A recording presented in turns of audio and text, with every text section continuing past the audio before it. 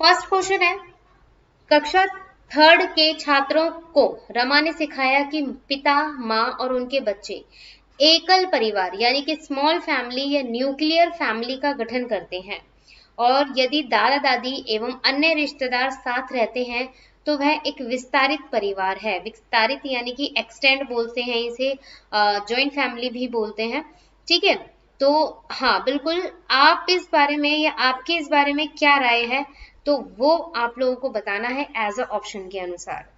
परिवार की परिभाषा गलत है, रमा अपने छात्रों के प्रति असंवेदनशील है, शिक्षण अधिगम दृष्टिकोण समावेशी नहीं है, या परिवार की अवधारणा को इसी तरह सिखाया जाना चाहिए। तो क्या आंसर होगा फटाफट से बता दीजिए, बहुत ही इजी क्वेश्चन है। और जो कैंडिडेट्स रिसेंटली ज्वाइन हुए हैं फटाफट से लाइक इट जरूर कर दीजिए, और न्यू है जो वो फटाफट से सब्सक्राइब कर दीजिए ताकि किसी भी क्लास का नोटिफिकेशन आप लोग मिस ना कर सकें। इसका आंसर बताना है और लेट्स सी आप लोग क्या आंसर बताते हैं। हरिप्रिया, वेलकम है आपका। और यहाँ पर फर्स्ट ऑफ ऑल आंसर दिया है मुझे हरिप्रिया ने। अमृता का भी आंसर आ चुका है, बहुत ही अमेजिंग।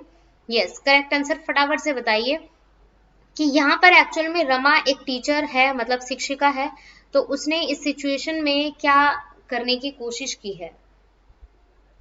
बिल्कुल बताएंगे सभी।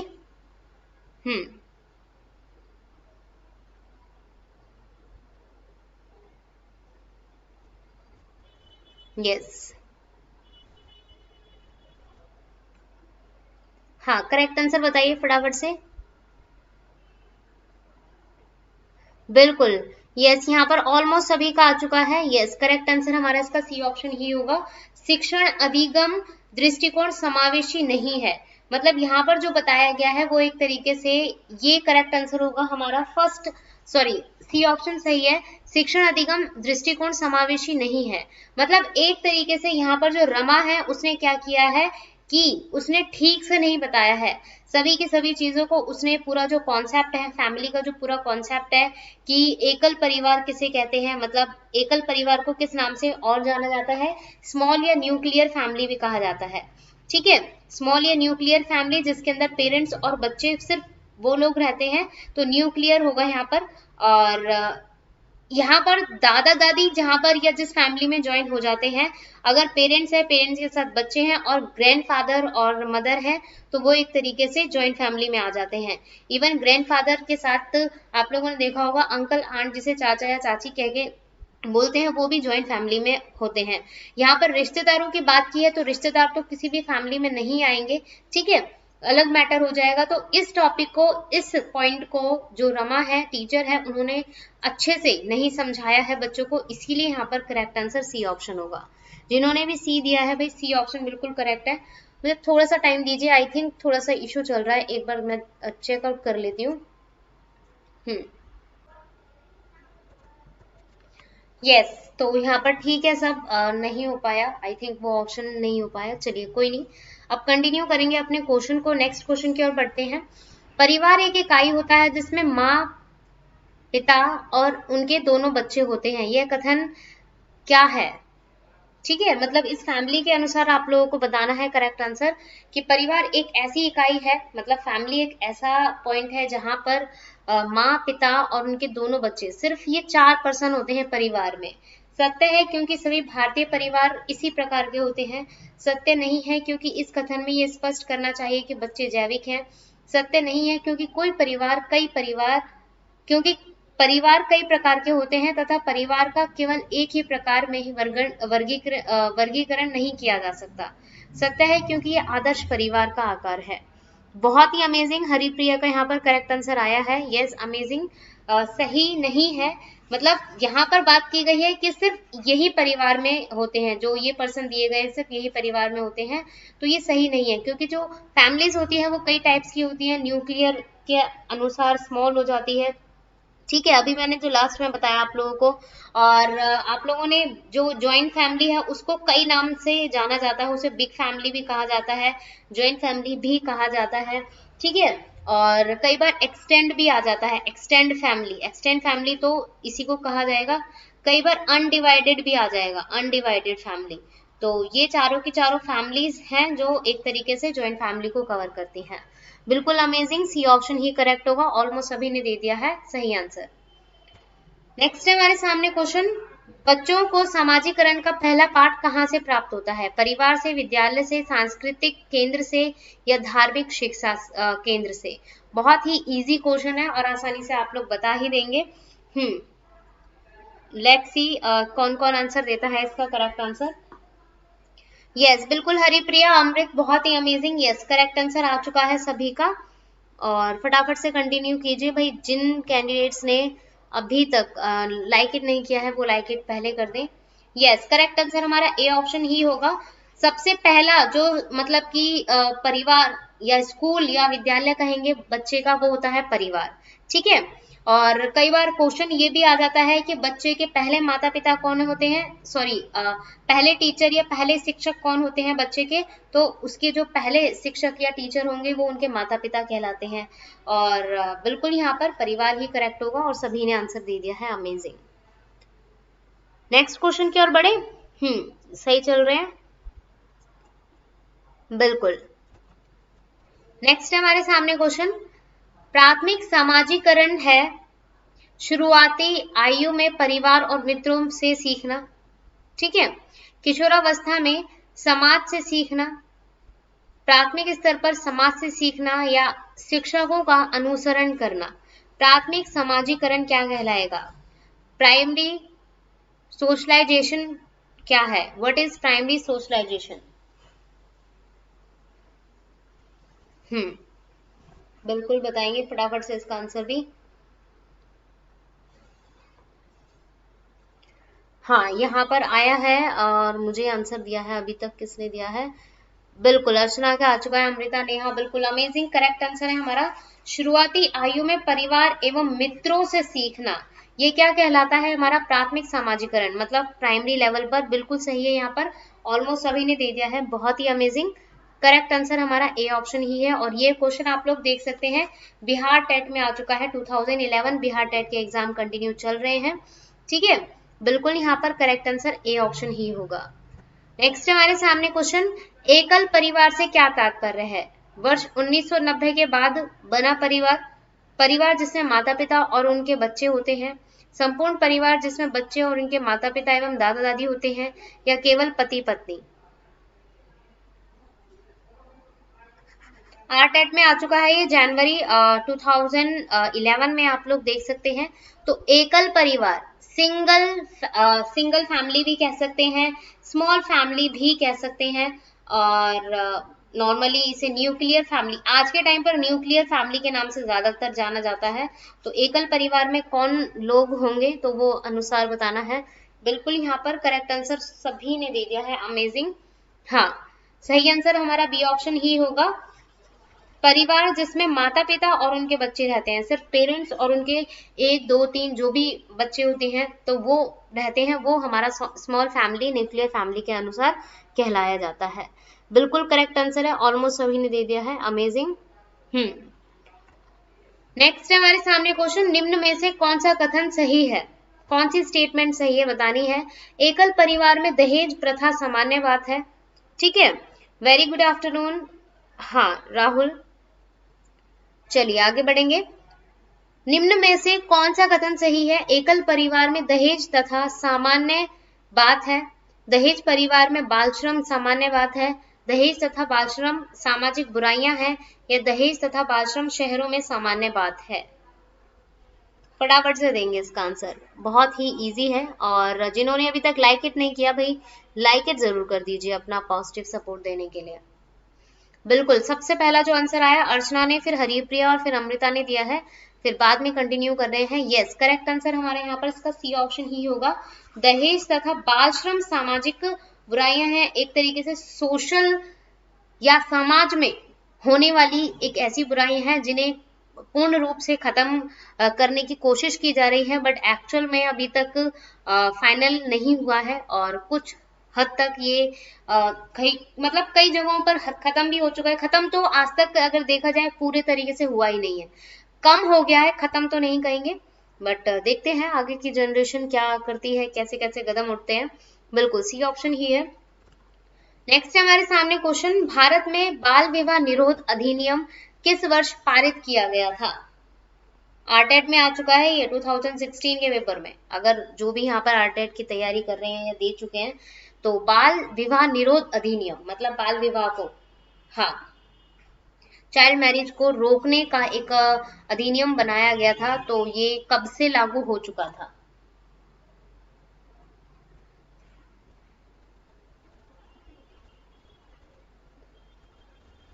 बिल्कुल सही आंसर यहाँ पर डी ऑप्शन बता रहे हैं, बट हाँ नीरज, आज जो है हमारा कंटेंट वो एक तरीके से पैडागोजी नहीं कर रहे हैं, हम कर रहे हैं नॉर्मल जो क्वेश्चन आते हैं।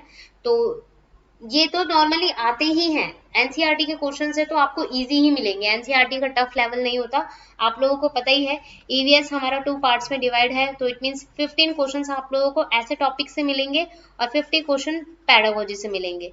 तो पैडागोजी तो हम कई क्लासेस में कर चुके हैं, इसलिए मुझे ऐसा लगा कि 2-3 टॉपिक हम आज उठा लेते हैं, तो काफी इजीली, और वैसे भी इजी क्वेश्चन है, आसानी से।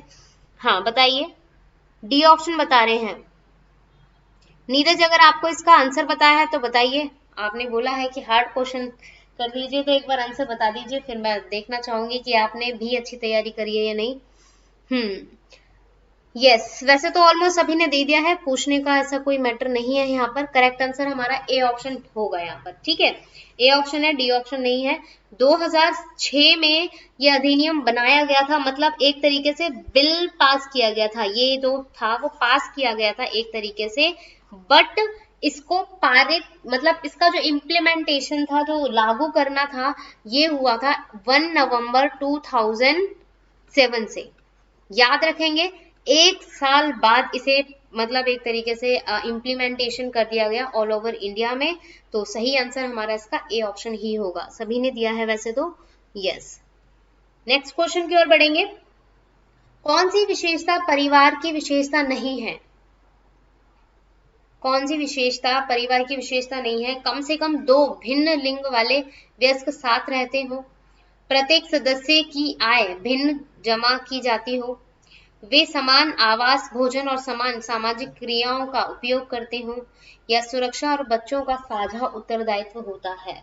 तो परिवार की जो एक तरीके से करेक्टर मतलब नहीं है,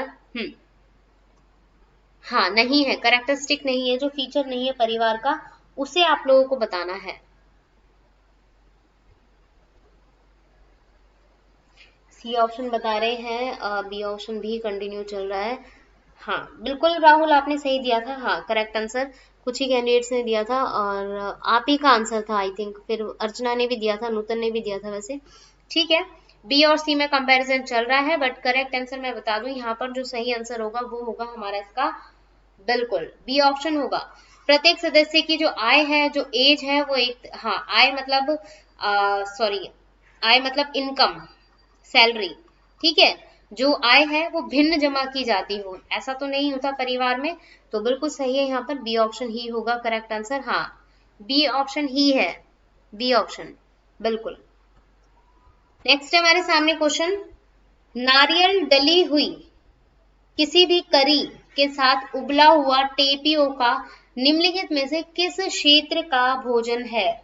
बहुत ही इजी क्वेश्चन है, और आई थिंक अगर किसी ने 2019 का 7 जुलाई का पेपर दिया है तो वहां पर ये क्वेश्चन पुट किया गया था और मैचअप करने के लिए आया था, मैचअप में था ये क्वेश्चन, मतलब कॉलम ए यहाँ पर दे रखा था, कॉलम बी दे रखा था, एक तरफ स्टेट्स दे रखे थे और एक तरफ भोजन मतलब फूड दे रखे थे, तो उनको मैच करना था कौन से स्टेट का फेवरेट फूड है। तो ये बताना है, ये आंसर आप लोग फटाफट से बता ही देंगे, बहुत ही इजी है क्योंकि ऑलरेडी ये क्वेश्चन आ चुका है कहीं ना कहीं। बिल्कुल, टेपियोका नॉर्मली वहां पर सिर्फ टेपियोका बोला गया था, मतलब क्वेश्चन में आप लोगों को सिर्फ टेपियोका मिलेगा, करेक्ट आंसर डी ऑप्शन ही है, ठीक है। टेपियोका यानी कि केरल का फेवरेट, इसे हम मतलब वहां के लोग एक तरीके से ब्रेकफास्ट में लेते हैं, मतलब वहां का जो ये लंच और डिनर में नहीं होता, ये ब्रेकफास्ट में मॉर्निंग में मिलता है ये खाने के लिए, बिल्कुल बनाया जाता है। सही आंसर हमारा इसका केरल है। केरल की जो कैपिटल है तिरुवनंतपुरम, आप लोगों को पता होना चाहिए, और यहाँ के जो सीएम है वो है पिनरई विजयन, ठीक है, पिनरई विजयन यहाँ के सीएम है। और यहाँ पर लैंग्वेज जो बोली जाती है, एक तो मलयालम बोली जाती है और इंग्लिश बोली जाती है, और आप लोगों को पता है पता होगा ही, इवन पता होना चाहिए कि केरला, ऑल स्टेट्स जितने भी हमारी स्टेट्स हैं उन सभी में केरला लिटरेसी रेट में काफी मतलब नंबर 1 पर माना जाता है लिटरेसी रेट उसका, क्योंकि यहाँ पर बहुत ज्यादा एजुकेटेड लोग हैं, रहते हैं। बिल्कुल। और सबसे ज्यादा यहाँ पर जो मतलब कि धर्म के अकॉर्डिंग मैं बताऊं, जैसे हिंदू, मुस्लिम, सिख, ईसाई, ये तो लोग रहते ही हैं। सबसे ज्यादा जो यहाँ पर नंबरिंग है वो ईसाई लोगों की है, जो ईसाई हैं वो सबसे ज्यादा यहाँ पर आप लोगों को मिलेंगे केरल में। तो ये बात भी आप लोग याद रखेंगे एक्स्ट्रा पॉइंट के अनुसार। नेक्स्ट है हमारा क्वेश्चन, निम्नलिखित में से कौन सी ग्रीन हाउस गैसों में से या गैस है? एक है या सभी हैं, वो बताइए फटाफट से आप लोग। कार्बन डाइऑक्साइड, मीथेन, जलवाष्प या उपरोक्त सभी? बिल्कुल नूतन, हाँ ये बात भी है। देखते हैं इसका करेक्ट आंसर क्या आता है। फर्स्ट ऑफ ऑल दिया है मुझे अमृता ने दिया है, let's see Amrita correct answer क्या होगा।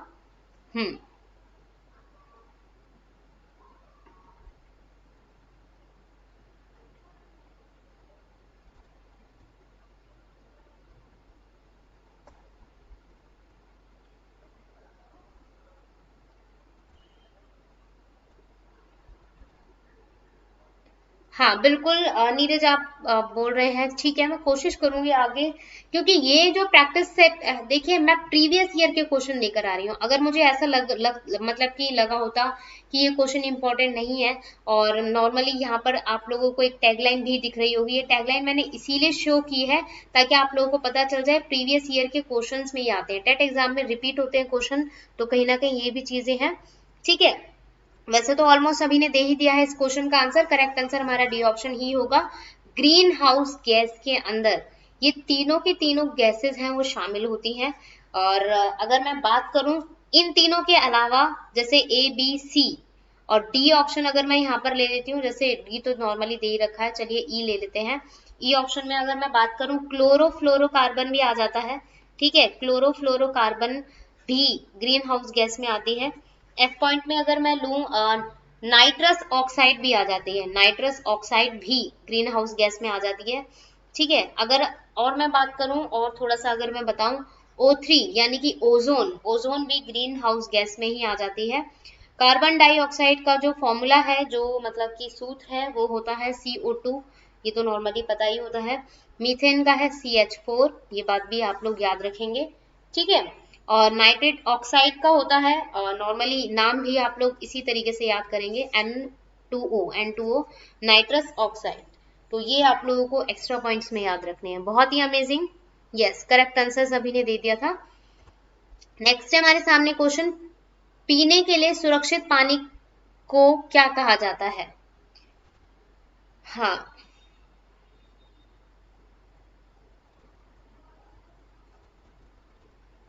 बताना है आप लोगों को। बिल्कुल, पीने के लिए सुरक्षित पानी को क्या कहेंगे?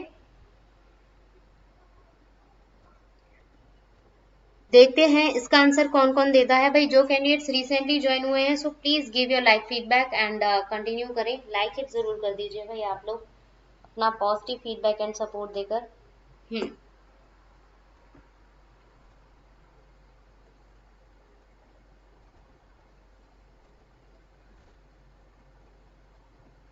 देखिए बिल्कुल यहाँ पर करेक्ट आंसर आप लोग बी बता रहे हैं, आंसू जल नहीं होगा, करेक्ट आंसर हमारा यहाँ पर ए ऑप्शन होगा।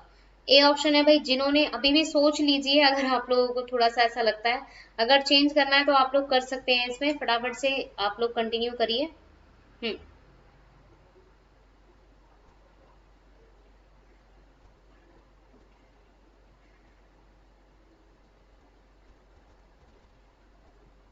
बिल्कुल,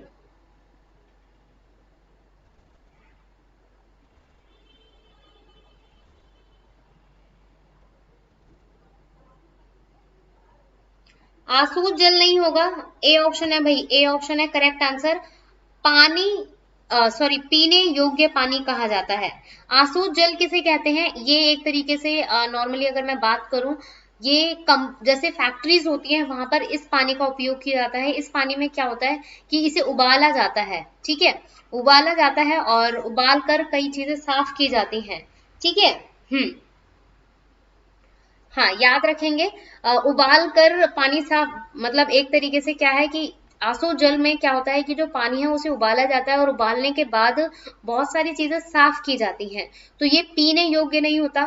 ताजा जल भी नहीं करेंगे तो फ्रेश वाटर हो जाता है, तो ये चीज भी याद रखेंगे। हाँ, ए ऑप्शन करेक्ट होगा, बिल्कुल। और नॉर्मली अगर पानी से रिलेटेड एक क्वेश्चन ईवीएस में भी कई बार रिपीट होता है कि वर्ल्ड अर्थ डे कब मनाया जाता है, वर्ल्ड अर्थ डे, ठीक है। और वाटर से रिलेटेड भी ये कंटिन्यू होता है, कहीं ना कहीं इसको वाटर से भी कोरिलेट किया जा सकता है। और पृथ्वी से रिलेटेड तो है ही, कुछ ऐसे क्वेश्चंस हैं जो एक दूसरे को कोरिलेट करेंगे, हालांकि ये वाटर से रिलेटेड नहीं है, तो ये क्वेश्चन भी कई बार आया है। वर्ल्ड अर्थ डे 22 अप्रैल को मनाया जाता है एवरी ईयर, ठीक है। बहुत ही अमेजिंग। और अगर मैं बात करूं यहाँ पर एक और चीज की पीने योग्य पानी, नॉर्मली आप लोगों को पता ही है कि पानी का पूरे वर्ल्ड में जो पानी का जो लेवल है वो मतलब कि हमारा जो पूरी अर्थ है वो पानी से कितने परसेंट तक एक तरीके से ढकी हुई है, वो है नॉर्मली 71% से, ठीक है। और इस 71% में ओनली 2% जो वाटर है वो पीने योग्य है। हाँ, बिल्कुल सही। हाँ, सभी ने बताया है करेक्ट आंसर। तो देखिए 71% तो जो वाटर है वो पूरे अर्थ पर है, बट इसमें से 2% सिर्फ ओनली ऑन 2% पानी पीने योग्य है जिसे हम डेली पीते हैं। तो ये बात भी याद रखेंगे, कहीं ना कहीं ये क्वेश्चंस भी ऐसे पुट हो सकते हैं और क्वेश्चंस आप लोगों से पूछे जाते हैं। हाँ, बिल्कुल ऐसा कह सकते हैं, समझ सकते हैं। यस, करेक्ट आंसर ऑलमोस्ट सभी ने दे दिया है। चलिए आगे बढ़ेंगे। मीना माता रोग ऐसी मछली खाने से होता है जिसमें अधिक मात्रा में पाया जाता है क्या? आर्सेनिक, पारा, कैडमियम या उपयुक्त सभी? बताइए। हाँ, बिल्कुल सही नूतन, हाँ करेक्ट आंसर बताया। चलिए अब इस क्वेश्चन को फटाफट से बता दीजिए अगर पता है तो। हम्म सीटेट में 130 स्कोर कैसे करें? एक वीडियो में लेकर आई हूँ ऑलरेडी, मैं 2 से 3 वीडियो लेकर आ चुकी हूँ राहुल, अगर आप देखना चाहें तो देख सकते हैं, या मैं ग्रुप में भी शेयर कर दूंगी तो आप लोगों को और क्लियर हो जाएगा। मैंने उसमें सीडीपी के टोटल 8 ऐसे टॉपिक भी बताए थे जिससे आप लोग कर लेंगे, तो सीडीपी में सबसे ज्यादा दिक्कत होती है तो आसानी से आप लोग कंटिन्यू कर ही लेंगे, तो वो भी देख लीजिएगा, शेयर कर दूंगी मैं। देखिए यहाँ पर क्लियर कर दूं, ऑल नहीं है, करेक्ट आंसर हमारा बी ऑप्शन होगा, पारा। पारा यानी कि मरकरी, आप लोगों को पता है मरकरी टेम्परेचर नापने के लिए, इट मीन्स थर्मामीटर में होता है मरकरी। तो मीना माता रोग एक तरीके से मछली खाने से होता है जिसमें अधिक मतलब जिस मछली के अंदर सबसे ज्यादा पारा होता है वो एक तरीके से मीना माता रोग से क्या हो जाता है, एज अ सिम्टम के अनुसार उस व्यक्ति के अंदर आ जाते हैं। अब इससे रिलेटेड कौन कौन सी बातें याद रखनी है कि सबसे पहले जो मीना माता रोग था वो कहाँ पर हुआ था, जापान में हुआ था, और कम से कम 3000 लोगों को हुआ था सबसे पहले। अब ये एग्जैक्ट डेट तो यहाँ पर क्लियर नहीं है मुझे, बट जापान में सबसे पहले 3000 लोगों को ये मतलब इससे ग्रसित हुए थे। और एक और बात याद रखेंगे कि जापान में एक मतलब कि वैली है, खाड़ी जिसे बोलते हैं, ठीक है, खाड़ी है, और उसका नाम है मीना माता, याद रखेंगे। जापान में एक जगह है मतलब मीना माता, वहां के लोगों को हुआ था ये मतलब मछली खाने से ये रोग हुआ था, जिसमें एक तरीके से पूरी बॉडी के जो पार्ट्स होते हैं, पूरी जो हमारी बॉडी होती है वो एक तरीके से सुन्न पड़ जाती है। सुन्न पड़ने का मतलब है काम ना करना, बिल्कुल ठंडे पड़ जाना उस तरीके से। तो ये मछली खाने से होता है और सबसे ज्यादा उसमें पारा होता है उस मछली में, तो बिल्कुल हाँ करेक्ट आंसर यहाँ पर, हाँ बिल्कुल सही। चलिए, और आई थिंक सभी ने क्लियर कर ही दिया है। आगे बढ़ेंगे। निम्नलिखित में से कौन सा जल प्रसारित रोग नहीं है? जल प्रसारित रोग मतलब जल से होने वाला रोग नहीं है, कौन सा?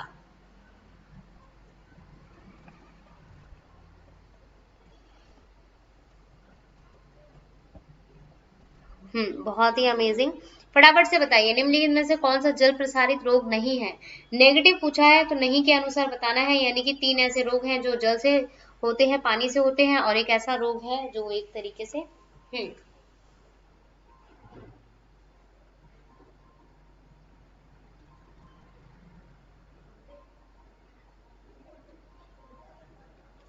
बिल्कुल यहाँ पर आप लोग बता रहे हैं C option, D option. Correct answer हमारा इसका डी ऑप्शन होगा, ट्यूबरक्लोसिस। याद रखेंगे, टीबी, टीबी, ठीक है। ट्यूबरक्लोसिस होता है, ट्यूबरक्लोसिस कहा जाता है, टीबी कहते हैं जिसे, जो पानी से नहीं होता। इट मीन्स हैजा, टाइफाइड और हेपेटाइटिस, ये तीनों के तीनों पानी से होते हैं। इट मीन्स अगर देखा जाए ये मॉस्किटो मतलब मच्छरों के काटने से होते हैं, पानी में जो मच्छर उत्पन्न हो जाते हैं उनके काटने से भी होते हैं। इनके अलावा अगर पानी से मैं एग्जांपल दूं, ठीक है, अतिसार और पीलिया भी, अतिसार और पीलिया भी हमारा पानी के अनुसार आ जाता है। तो ये बात भी आप लोग याद रखेंगे, ये कहीं ना कहीं ये चीजें एक्स्ट्रा पॉइंट्स में याद रखनी है। बिल्कुल। नेक्स्ट और ये सेकंड लास्ट क्वेश्चन है हमारे सामने। प्रदूषण द्वारा उत्पन्न होने वाले रोगों के युग्म का चयन कीजिए, जो एज अ प्रदूषण मतलब कि पॉल्यूशन के अकॉर्डिंग होते हैं रोग, बीमारी। तो कौन सा ऑप्शन यहाँ पर सही होगा? मैचअप करना है, मतलब एक तरीके से दो ऑप्शन दे रखे हैं, तो बताएंगे।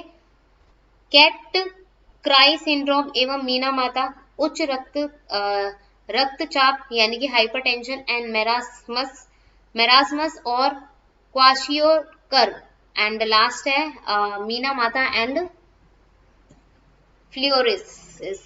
तो बताना है कौन सा, दो ऐसे ऑप्शन है जो मतलब एक तरीके से पॉल्यूशन से होता है। 14 का बी।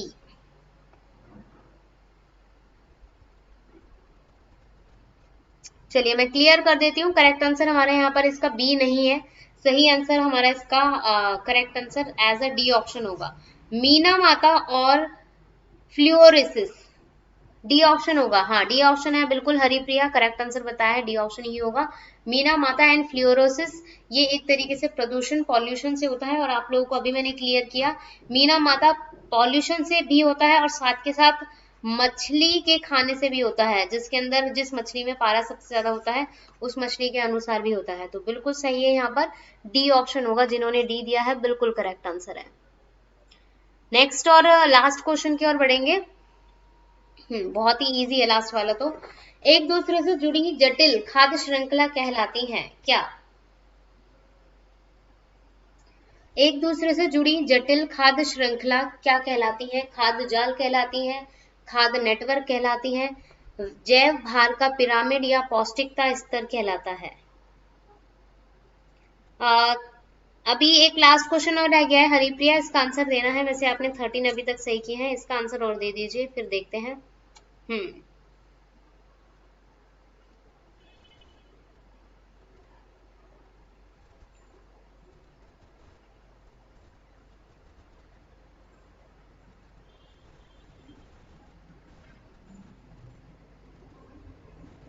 या बिल्कुल यहाँ पर करेक्ट आंसर इसका, जिन्होंने ए दिया है भाई, ए ऑप्शन सही होगा। खाद्य जाल कहा जाता है, और खाद्य जाल को फूड वेब बोलते हैं, मतलब हाँ फूड वेब। ये फूड वेब एक्चुअल में होता क्या है, एक तरीके से चेन होती है, मतलब एक तरीके से ये फूड इससे रिलेटेड है, ठीक है, ये फूड इससे रिलेटेड है, ये फूड इससे रिलेटेड है, तो ये एक तरीके से चेन चलती रहती है। तो ये एक तरीके से कहा जाएगा खाद्य पदार्थ एक दूसरे से जुड़े रहते हैं। तो बिल्कुल करेक्ट आंसर है यहाँ पर अमेजिंग, ए ऑप्शन ही सही होगा। हाँ सभी ने दिया है और बहुत ही अमेजिंग स्कोर रहा है। और सबसे पहले अमृता ने और